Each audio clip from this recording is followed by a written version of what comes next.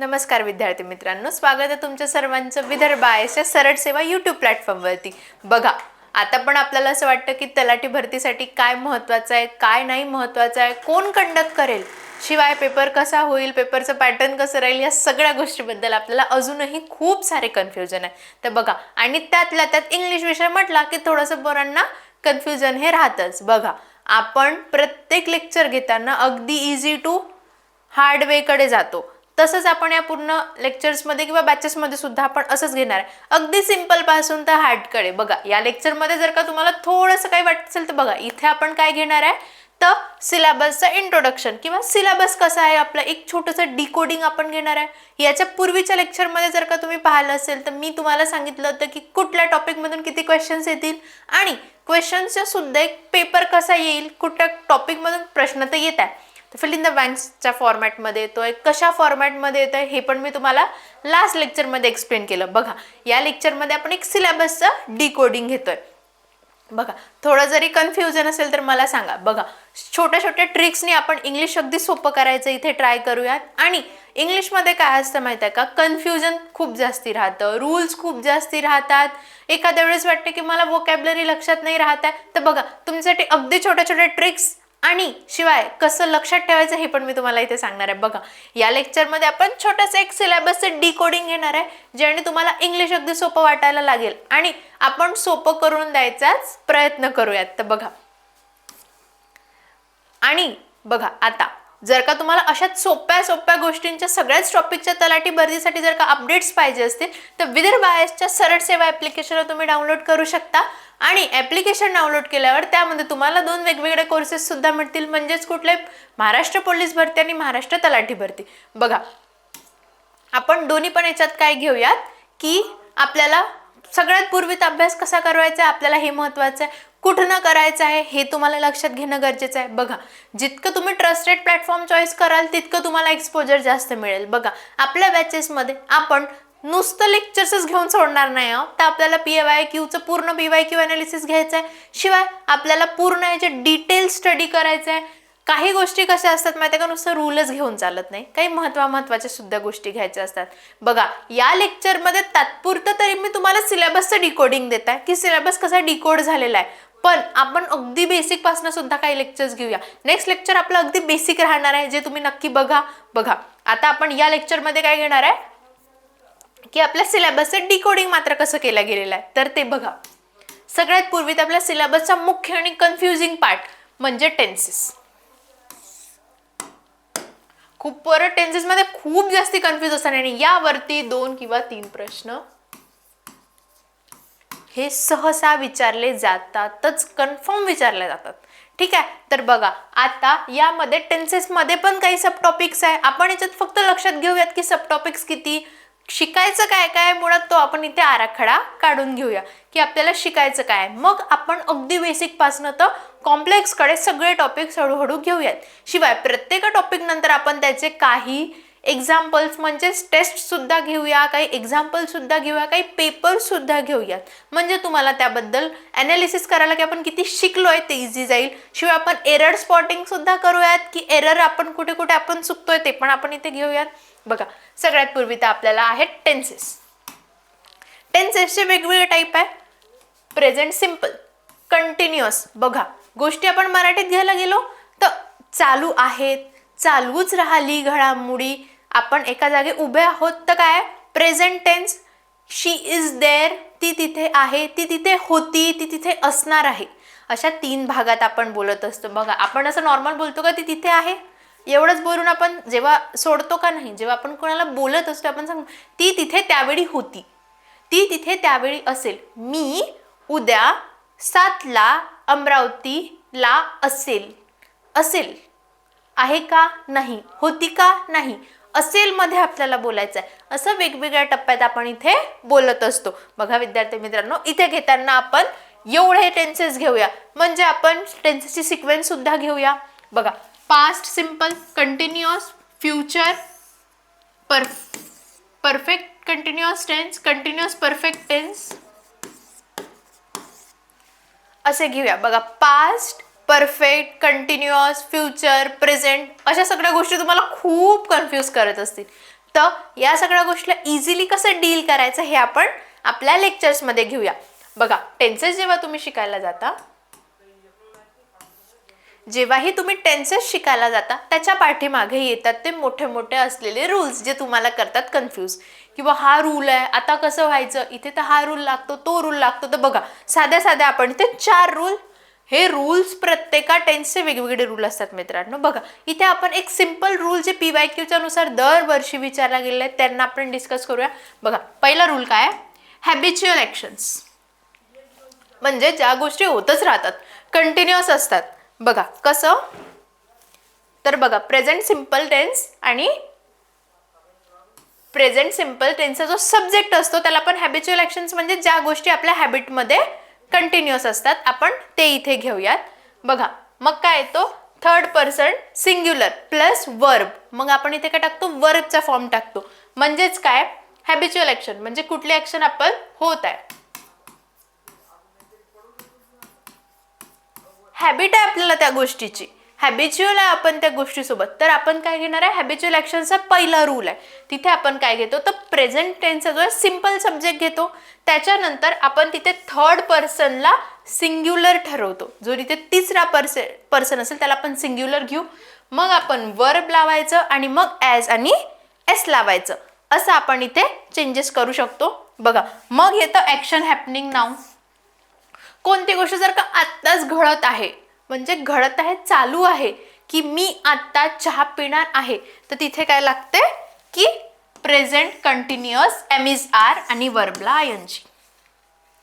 I am going to take a cup of tea, म्हणजे मी चहा पिणार आहे.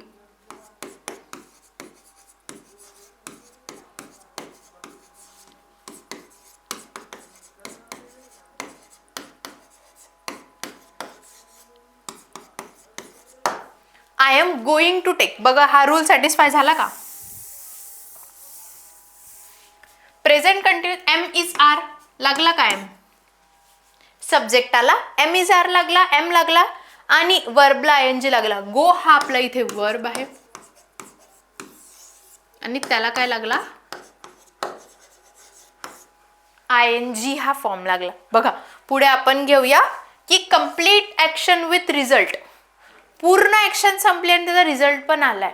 I have given the exam and I am passed in it, म्हणजे मी एक्झाम दिली, हॅव, आणि मी त्यात पास पण झालो. I have given the exam and I am passed in it, म्हणजे EDचा फॉर्म लागणार आहे.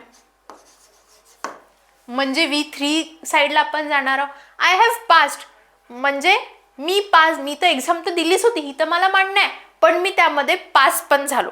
म्हणून इथे कोणती गोष्ट येईल की कंप्लीट ॲक्शन. तिथे काय होईल, प्रेझेंट परफेक्ट, म्हणजे घडामोडी झाली पण आणि त्याचा आपल्याला रिझल्ट पण भेटला. ठीक आहे. मग येतो आपण पास्ट बिफोर पास्ट, म्हणजे पास्टच्या पण आधीचं. मी तिथे गेली होती आणि तेव्हा तिथे हे झालं होतं. I was going to a dam and before that I have gone through a jungle also, म्हणजे मी तिथे गेली होती आणि त्याच्या पहिले पण ते झालं होतं. असं जर का काही असेल तर ते आहे पास्ट परफेक्ट. पास्ट म्हणजे झालेली, जी गोष्ट होऊन गेली ती म्हणजे पास्ट, जी होणार आहे ती म्हणजे फ्युचर, आणि जी झालेली आहे किंवा ती घडत आहे ती म्हणजे प्रेझेंट. अशा प्रकारे आपण आपले टेन्सेस घेऊया. हे तर आपण इथे साधे रूल्स बघितले की कसं, पण परफेक्ट प्रत्येकाला वेगवेगळा रूल असतो. आता समजा तुम्हाला की रूल कसे वर्क करतात असंच आपण घेऊया. बघा, पुढे आपण जातो आपले आर्टिकल्सकडे. आर्टिकल्स कुठले आहेत, ए, एन आणि द. बघा, हे सगळं आपल्या साऊंडवरती डिपेंड असतं. AEIOU यांना वॉवेल्स असं म्हणतात. वॉवेल्स जर का असले समोर तर आपण ॲन वापरतो. कॉन्सोनंट्स म्हणजे AEIOU सोडून असेल तर आपण अ वापरतो. बघा, आता तुम्ही म्हणाल युनिफॉर्म, ॲन युनिफॉर्म की अ युनिफॉर्म,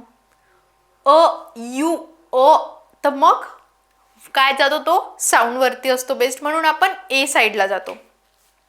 बघा, इथे बघू सब टॉपिक काय आर्टिकल्सचा, की definite article, indefinite article, definite article आणि झिरो आर्टिकल्स, ह्या 3 त्याचे टाइप्स आहेत. बघा, इम्पॉर्टंट रूल काय आहेत, use before consonant sound a boy a university, बघा कॉन्सोनंटचा साऊंड आहे युनिव्हर्सिटी, तर इथे कॉन्सोनंटचा साऊंड येतोय म्हणजे AEIOU सोडून.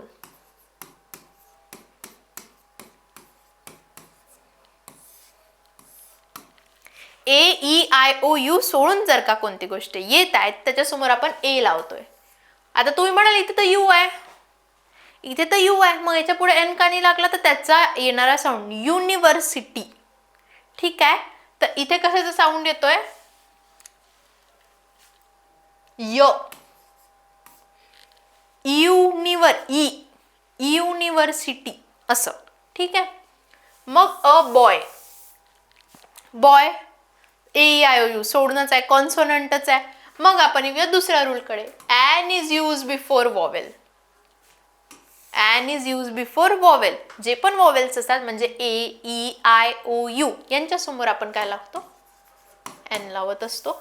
आणि बघा काही स्पेसिफिक रूल असतात जे आपल्याला नेहमी लक्षात ठेवणं, साधे साधे रूल आहेत, लक्षात ठेवल्याने आपल्याला लक्षात राहतात. बघा स्पेसिफिक थिंग्स, काही युनिक गोष्टी, काही स्पेसिफिक थिंग, जशी रिव्हर झाली, आपण रिव्हर्स म्हणतो, कुठले ओशियन्स म्हणतो, कुठले historical place, the Taj Mahal, the Ganga river, म्हणजे एखादी कोणती स्पेसिफिक हिस्टॉरिकल प्लेस असली तर आपण तिथे काय लावतो, द लावतो.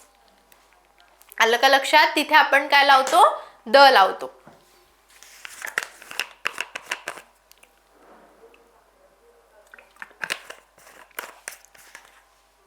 बघा आणि काही प्लुरल जर का असते म्हणजे इथे प्लुरल फॉर्म दिलेले आहेत कोणत्या गोष्टीचे, तर त्याच्यासमोर कोणताच आर्टिकल लागत नाही. प्रत्येका जागी आर्टिकल लागलाच पाहिजे हे कंपल्सरी आहे का, तर नाही. कुठल्या ठिकाणी अ लागते, कुठे ॲन लागते, कुठे द लागते आणि कुठे अजिबात आर्टिकल लागत नाही. असे याचे आहे वेगवेगळे प्रकार. तर बघा कुठे आर्टिकल यूज करायचा, कुठे आर्टिकल नाही यूज करायचा ते आपण इथे लक्षात घेऊया. बघा एक्झाम्पल जर का आपण घ्यायला गेलो,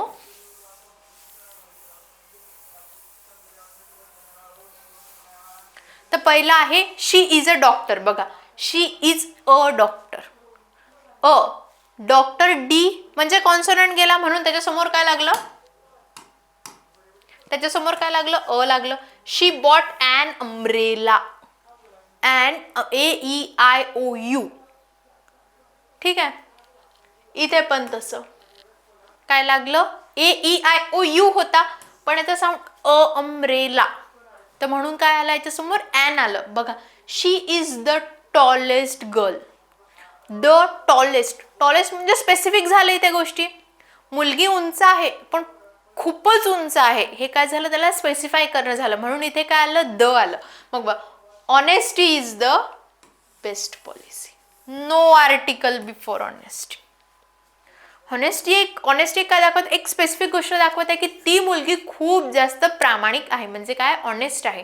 तर त्याच्यासमोर आपण ए एन आणि द लावलं का, नाही लावलं. का नाही लावलं, कारण की तिथे ॲब्स्ट्रॅक्ट नाउन होता, म्हणजे एका जनरल सेन्समध्ये घेतलं होतं की ती खूप जास्त ऑनेस्ट आहे, ती खूप जास्त प्रामाणिक आहे, एका जनरल सेन्समध्ये घेतलं गेलं म्हणून तिथे कोणताही आर्टिकल लागला नाही. तर लक्षात आलं तुम्हाला, कुठे ए यूज करायचा, कुठे ॲन, कुठे द आणि कुठे आर्टिकलच नाही. अशा सगळ्या वेगवेगळ्या गोष्टींना आपल्याला लक्षात घ्यायचं असते. बघा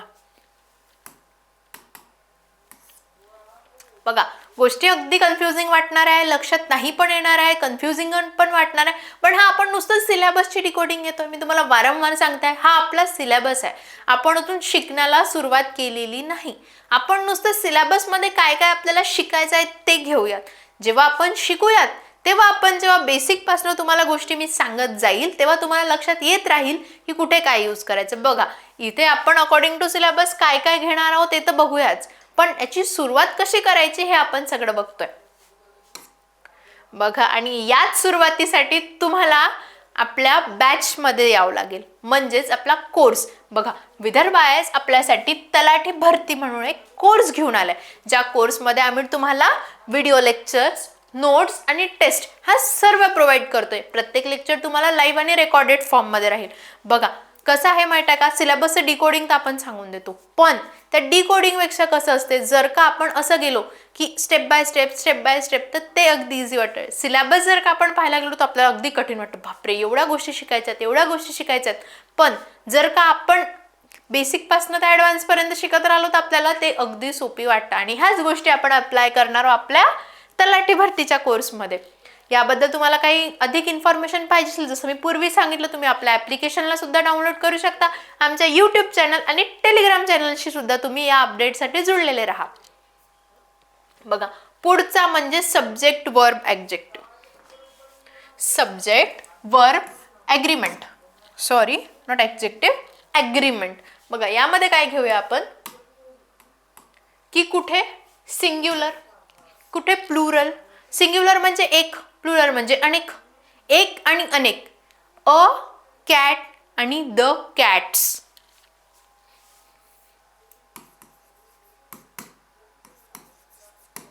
सिंग्युलर, प्लुरल, एक, अनेक. एक वचन अनेक वचन तेच इथे आपण लावूया. आणि डेफिनाइट प्रोनाउन म्हणजे डेफिनेट म्हणजे ते आहेच, अगदी ते आहेच, म्हणून त्याला काय म्हणतात, डेफिनाइट प्रोनाउन. इथे इनडेफिनाइट म्हणजे ते अगदी स्पेसिफिक तेच नाही आहे. इनडेफिनाइट आणि डेफिनाइट मधला हा फरक आहे. बघा, डेफिनाइट म्हणजे काय,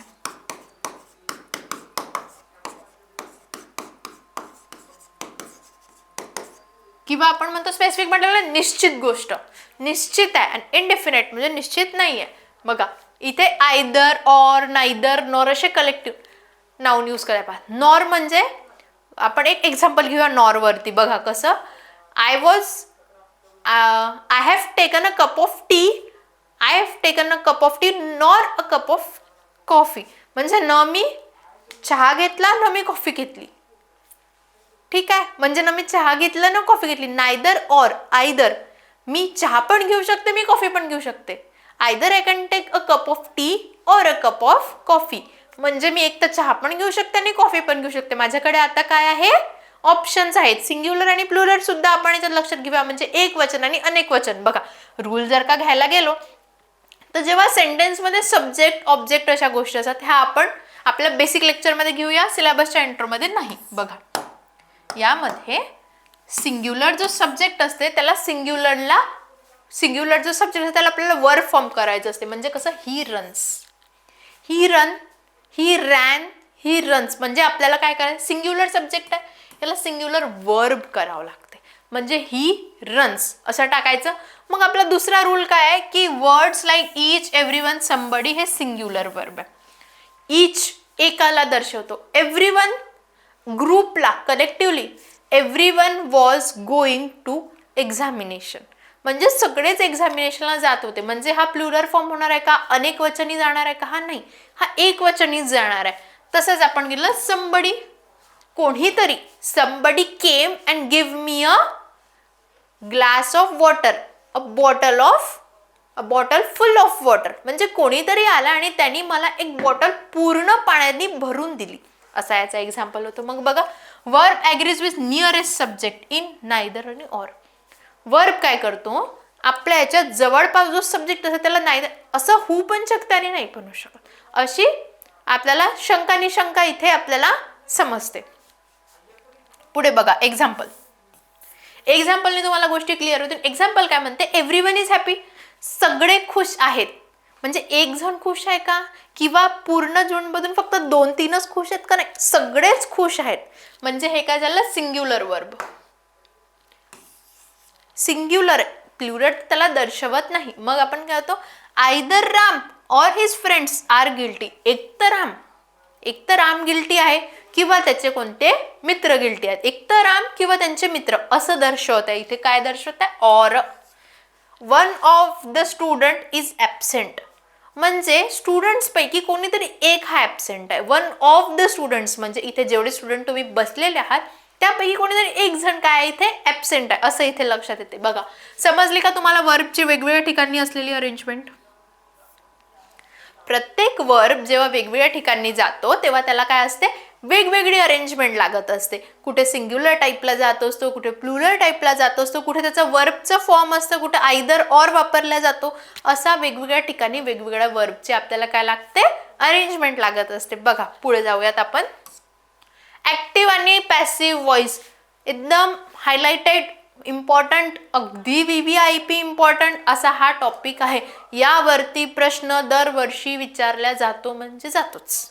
ठीक, बघा याचं काय म्हणणं आहे की याचं कन्व्हर्जन कसं असते, टेन्सेस वाईज असते. टेन्सेस वाईज याचं काय असते, कन्व्हर्जन असते. म्हणजेच टेन्स नुसार आपण जातो. म्हणून मी पहिले टेन्स सांगितले. सिलेबसमध्ये आपण किंवा लेक्चर घेताना आपण सुद्धा टेन्स पासून घेऊया, म्हणजे आपल्याला तुम्हाला पुढे पुढे जायला सोपं जातं. बघा टेन्सेस वाईज याचं कन्व्हर्जन होते. यूज बाय हुम, कोणाच्या थ्रू, आणि पॅसिव्ह विदाउट बाय. जेव्हा आपण ऍक्टिव्ह व्हॉइसचा पॅसिव्ह करतो तेव्हा बाय नसते. बघा प्रश्न कसा येतो, एक सेंटेन्स दिलेला राहतो, तो ऍक्टिव्ह असला तर त्याचं कन्व्हर्जन पॅसिव्ह मध्ये करा, किंवा पॅसिव्ह सेंटेन्स दिला आहे त्याचं चेंजेस ऍक्टिव्ह मध्ये करा. असे दोन पार्ट्स असतात. बघा यामध्ये आपल्याला आता बघायचं आहे की हे दोन पार्ट्स आपण कसे घेतो. बघा object of active, subject of passive. एक सेंटेन्स जर का आहे, बघा he writes a letter, subject of active, object of active is a subject of passive. Letter हा काय, ऑब्जेक्ट. राइट्स हा काय, ही राइट्स काय आहे इथे, सब्जेक्ट. आलं का लक्षात. सब्जेक्ट पॅसिव्ह मध्ये ऑब्जेक्ट होऊन जाते. बघा ऍक्टिव्हचा जो ऑब्जेक्ट आहे तो पॅसिव्ह मध्ये सब्जेक्ट होऊन जाते. आणि वर्ब जो फॉर्म आहे एम इज आर आणि एक V3 चा फॉर्म असा इथे लागतो. बघा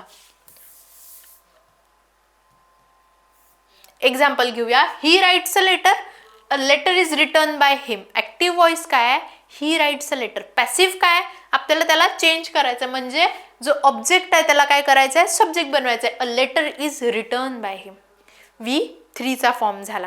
ठीक आहे. एम इज आर ऍड झाला. आलं का लक्षात. अशाच गोष्टी आपण इथे बघूया. बघा ऍक्टिव्ह व्हॉइस काय म्हणतं, शी हॅज कम्प्लिटेड वर्क. हा याचा ऍक्टिव्ह व्हॉइस आहे, याला पॅसिव्ह व्हॉइस मध्ये करायचा, म्हणजे हा जो याचा ऑब्जेक्ट आहे वर्क, ऑब्जेक्ट जो आहे वर्क तो इथे सब्जेक्ट बनला. बघा work has been completed by her. Work has been completed by her म्हणजे वर्क हे ती करून चुकली होती. म्हणजे ऍक्टिव्हचा असलेला ऑब्जेक्ट हा पॅसिव्हचा असलेला काय होऊन जातो, सब्जेक्ट होऊन जातो. ठीक आहे.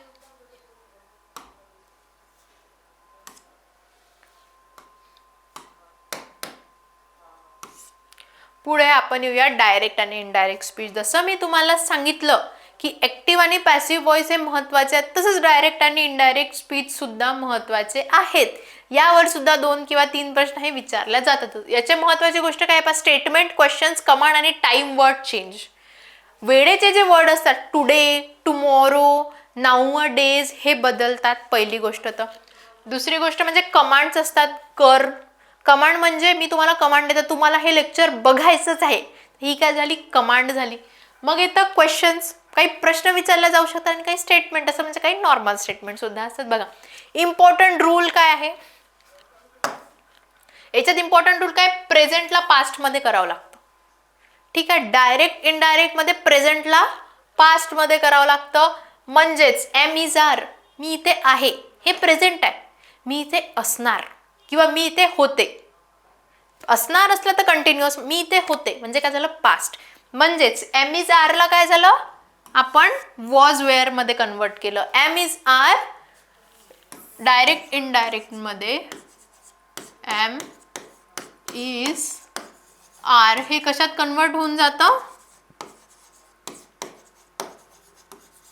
Was were. सेंटेन्स दिलेला राहतो, तुम्हाला त्याला कन्वर्जन करायचं असते.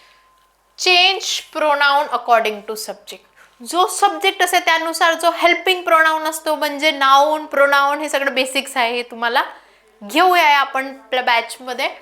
तर ह्यात कसं असते की नाऊनला प्रोनाऊन मध्ये बदलून टाकायचं असते आणि टाइम वर्ड चेंज होतात. मी तुम्हाला सांगितलं नाऊचं देन, आताचं नंतर, किंवा टुडेचं डॅट डे, आजचं त्या दिवशी. आपण म्हणतो आज मी हे काम केलं, अरे मी त्या दिवशी हे काम केलं होतं.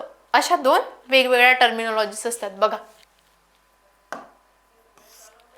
याचं तुम्हाला एक्झाम्पल बघा. एक्झाम्पल काय म्हणतं, डायरेक्ट स्पीच मध्ये एक्झाम्पल आहे, he said I am tired. मी काय सांगितलं होतं, एम इज आरला वॉज वेअर मध्ये, म्हणजे एम इथेच वॉज किंवा वेअर मध्ये होऊन जाईल. आणि अजून काय सांगितलं होतं की प्रोनाउन सब्जेक्ट मध्ये बदलून जाईल, म्हणजे ही said I am tired, he said that he was tired. म्हणजे पास्ट, त्यांनी म्हटलं का मी थकलेला होतो. काय म्हटलं पहिल्या सेंटेन्स मध्ये, त्यांनी म्हटलं की मी थकलेला आहे. पण दुसऱ्या याच्यात काय म्हणतो की त्यांनी मला सांगितलं होतं की तो थकलेला आहे. ही सेड म्हणजे त्यांनी मला म्हटलं की मी थकलेला आहे, पण त्याचं जेव्हा आपण इनडायरेक्ट करतो तेव्हा काय सांगतो, त्यांनी मला सांगितलं होतं की तो थकलेला आहे. म्हणजे डायरेक्ट सांगणार इनडायरेक्टली, म्हणजे सरळ घास खाणं आणि गोल फिरवून घास खाणं, असं कैसं आहे डायरेक्ट आणि इनडायरेक्ट स्पीचचं.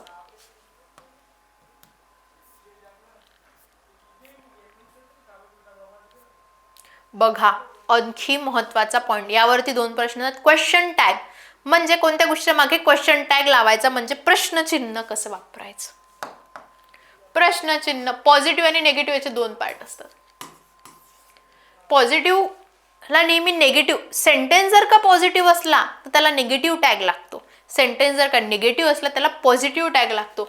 आणि इम्परेटिव्ह सेंटेन्स म्हणजे इम्प्लिमेंटिव्ह असतं ते. बघा इम्पॉर्टंट रूल काय आहे की ऑक्झिलरी वर्ब काय करतं, टॅग डिसाइड करतं. ऑक्झिलरी वर्ब म्हणजे काय, हेल्पिंग वर्ब.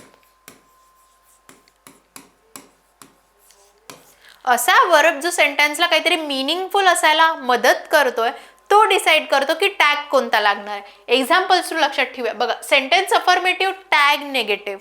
म्हणजे सेंटेन्स जर का असा अफर्मेटिव्ह म्हणजे एकदम इम्पॅक्टफुल असला तर टॅग निगेटिव्ह लागते, किंवा सेंटेन्स पॉझिटिव्ह टॅग निगेटिव्ह, असं तुम्ही लक्षात घ्या. You are ready, aren't you, तू तयार आहेस की तू नाही आहेस. आलं का लक्षात, तू तयार आहेस हे सेंटेन्स झालं. Are you ready, are you ready की यू आर रेडी, तू रेडी आहेस का की तू नाही आहेस. Aren't you, you are ready हा पॉझिटिव्ह झाला, पण आरंट यू हा निगेटिव्ह टॅग आपण त्याला वापरला. तसंच बघा शी कांट स्विम, ती पोहू शकत नाही, काय झालं, निगेटिव्ह सेंटेन्स झाला. कॅन शी, का ती, म्हणजे ती पोहू शकत नाही. ही त्यांनी सांगितलं की कांट म्हणजे आता तिने काय म्हटलं की खरंच का ती पोहू शकत नाही का, म्हणजे इथे काय लावलं, पॉझिटिव्ह टॅग लावला. ओपन द डोअर, कमांड दिली की दरवाजा उघड, पण विल यू रिक्वेस्ट केली. ओपन द डोअर कमांड म्हणजे काय दिलं, निगेटिव्ह दिलं. विल यू पॉझिटिव्ह, शांततेत, तू दरवाजा उघडशील, तू उघडशील का, हे काय झालं, क्वेश्चन टॅग झालं. कुठे कसा क्वेश्चन टॅग यूज करायचा याच्या खूप अनगिनत ट्रिक्स आहेत आणि अगदी सोप्या ट्रिक्स आहेत जे आपण इथे जाणून घेऊयात.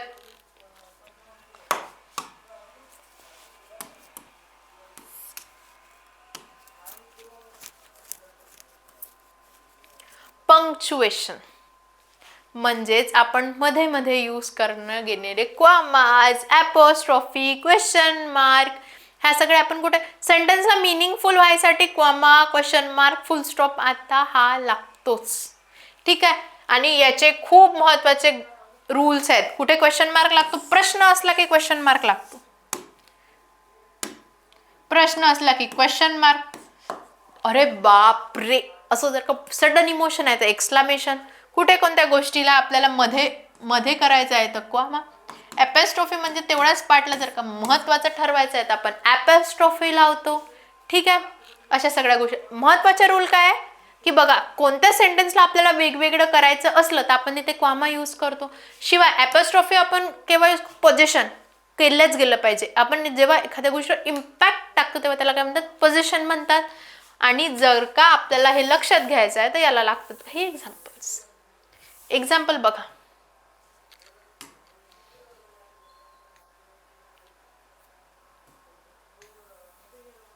Let's eat grandma.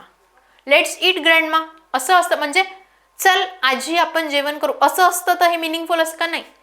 एक पॉज घेतला, लेट्स ईट आणि ग्रँडमा, चल आपण खाऊया, थोडंसं शांत, थोडं थांबून, ग्रँडमा म्हणजे आई, आजी असं. दिस इज रवीज बुक. कोणाची बुक आहे? रवीची बुक आहे. रवी बुक असं म्हणतात. दिस इज रवी बुक. त्या बुकचं नाव आहे का रवी? नाही, रवीची आहे. रवी नावाचा एक मुलगा आहे, त्याचं ते पुस्तक आहे असं म्हणायचं त्याला, म्हणून त्यांनी काय लावलं? Apostrophe. This is Ravi book. म्हणजे ते बुकचं नाव जर का असतं, this is Islam, this is Quran, sorry this असं म्हणू शकतो आपण, दिस कास्ट और दिस आपण जाऊ शकतो दिस रिलिजियन असं असतो. आपण म्हणू शकतो द हिंदू बायबल असं, द हिंदू बायबल असं असते का? नाही. दर्शवणारी पोझिशन आहे ती गोष्ट, म्हणून आपण तसं घेतलं. इथे काय की एक स्पेसिफिक व्यक्तीची बुक, जर का आपण कुराण पाहिले, बायबल पाहिले, हिंदू गीता पाहिली, तर ही एक स्पेसिफिक बुक आहे का? तर हो. कोणाची आहे का ती? नाही. आपण म्हणतो की माझी आहे का, पुढच्याची आहे का? नाही. ती काय आहे? एक सगळे मिळून एक बुक आहे, एका रिलिजनची बुक आहे, म्हणून तिथे काय येईल? कॉमा येईल का तिथे? नाही. पण आपल्याला जर का ॲपॉस्ट्रॉफी येईल का? नाही. पण जर का आपल्याला एका व्यक्तीची बुक दाखवायची म्हणजे रवीज बुक, त्या व्यक्तीची म्हणजे रवीची बुक आहे हे जर का दर्शवायचं, इथे ॲपॉस्ट्रॉफी लागेल. ही said I am ready. He said, त्यांनी म्हटलं का मी रेडी आहे. आय एम रेडीला ॲपॉस्ट्रॉफी याच्यात का बरं टाकलं? याच्यात का बरं टाकलं? पूर्ण याच्यात हे कॅपिटल लेटर्स म्हणजे त्याला का बरं डबल साईड कॉमा आपण दिले? कारण की त्याला आपल्याला पोझिशन दाखवायचं आहे. का? की आय एम रेडी म्हणजे मी रेडी आहे. एक त्याला आपल्याला पोझिशन दाखवून त्याला सांगायचं आहे, म्हणून आपल्याला काय करायचं? हायलाईट करायचं आहे आय एम रेडीला, म्हणून आपण तिथे काय घेतलं? डबल कॉमामध्ये त्याला टाकलं. सिनोनिम्स.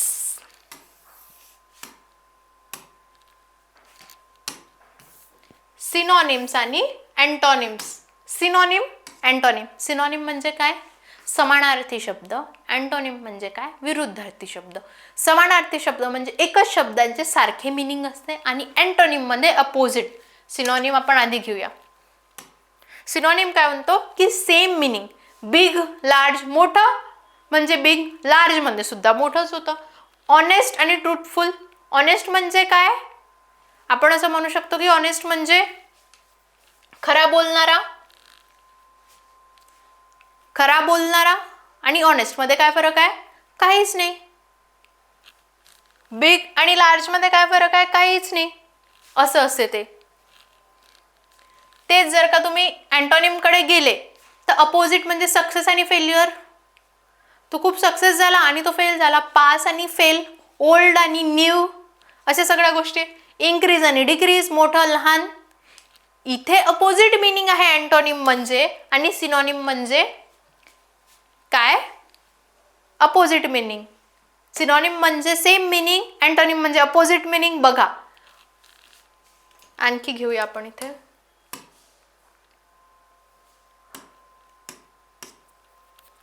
बघा, अँड ए पकडलं तुम्ही, ए जिथे असला तिथे opposite. Old, new, short, tall, अशा सगळ्या गोष्टी. पण तेच इथे जर का आपण आलो तर इथे बिग, लार्ज म्हणजे मोठं आणि मोठंच. ऑनेस्ट म्हणजे प्रामाणिक आणि ट्रूथफुल. प्रामाणिक जो असतो तो खरा बोलतोच. म्हणजे हा पण काय झाला? समानार्थी शब्द झाला, सारखं. ठीक आहे. तसंच अँटोनिम मध्ये आपण घेतलं का? नाही. इथे बिग आणि लार्ज घेतलं. जर का अँटोनिम आपल्याला घ्यायचं आहे तर आपल्याला बिग आणि स्मॉल, हे म्हणजे काय झालं? अँटोनिम झालं. बिग आणि लार्ज जर का झालं म्हणजे सारखे मिनिंगचे वर्ड झाले, समानार्थी शब्द, ते काय झालं? सिनोनिम झालं. पुढे बघा, वन वर्ड सबस्टिट्यूशन. एक सेंटेन्स दिलेलं असते, त्याला आपल्याला एका वर्डमध्ये सबस्टिट्यूट करायचं असते. One who writes poem. एक असा व्यक्ती जो पोयम लिहिते तो काय झाला? पोएट. एक असा व्यक्ती ज्याला भीतीची खूप म्हणजे उंचीची खूप जास्त भीती वाटते त्याला काय झालं? ॲक्रोफोबिया. हे त्याच्यासाठी एक वर्ड आहे. हू स्टडीज प्लांट. एक असा व्यक्ती जो प्लांटचा स्टडी करतो त्याला काय म्हणतात? बॉटनिस्ट म्हणतात. केमिस्ट, बॉटनिस्ट, असे सगळं. One who teaches others. Teacher. एक असा व्यक्ती जो कोणाला शिकवतो म्हणजे कोण झाला? टीचर झाला.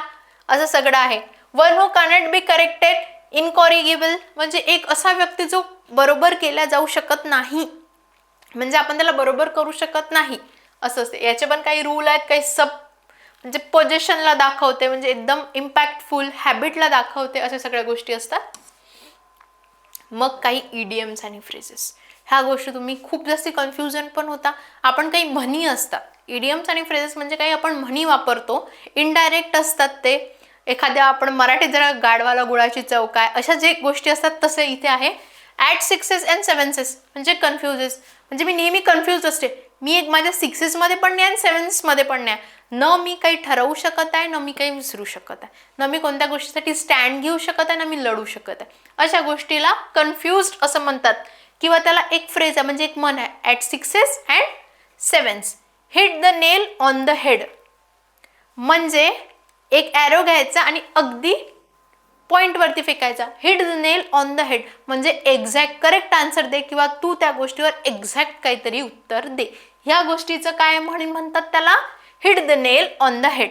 मिनिंगफुल असते ती, मिनिंगफुल असते पण लिटरल असते. म्हणजेच काय, मिनिंग त्यामध्ये असतो पण थोडासा कन्फ्युजिंग साईड आपण असतो. मग स्पेलिंग्स बघा, आपण वोकॅबलरी साईड आलोय आता. याच्यावरती सुद्धा खूप प्रश्न विचारले जातात. काय असतं, एक वर्ड दिलेला असताना वेगवेगळ्या करेक्ट वर्ड आपल्याला शोधायचं असते. बघा, जसं रिसीव्ह, रिसीव्ह खरं असं लिहितात RECEIVE, हा करेक्ट आहे.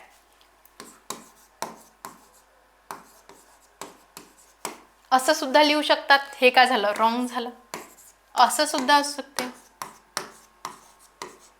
रिसियाव, ठीक आहे, असं पण करेक्ट काय, रिसीव्ह असं. तसंच ऑप्शनमध्ये गव्हर्नमेंट, गव्हर्नमेंट असू शकते, गव्हर्नमेंट असू शकते, पण करेक्ट स्पेलिंग काय, GOVER, गव्हर्नमेंट. ठीक आहे. सेपरेट, सेपरेट किंवा सेपरेट, SEPP असं काही काही चुकीचे दिलेले असतात. आपल्याला करेक्ट बघावं लागते काय, आणि स्पेलिंग तेव्हाच करेक्ट होतात जेव्हा आपलं वाचन असते. वाचन खूप जास्ती महत्वाचं आहे.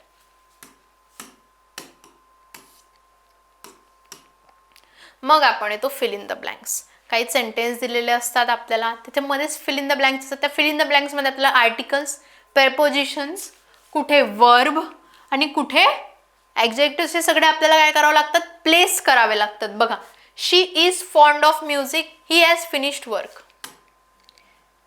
लावला पण इथे आर्टिकल, प्रेपोजिशन्स आपल्याला इथे टाकावे लागतात. एक सेंटेन्स दिलेला असतो, मध्ये फिल इन द ब्लँक्स असते.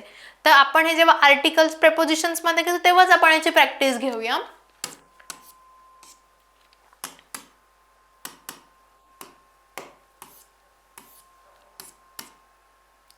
Error detection. एरर डिटेक्शन म्हणजे एक सेंटेन्स दिलेला राहतो, त्याला मिनिंगफुल आहे का नाही ते बघायचं, आणि मिनिंगफुल जर का नाही तर कुठे एरर आहे ते बघायचं. बघा, he did not knew the answer, error कुठे आहे, न्यू मध्ये. म्हणजेच काय, he did not know the answer.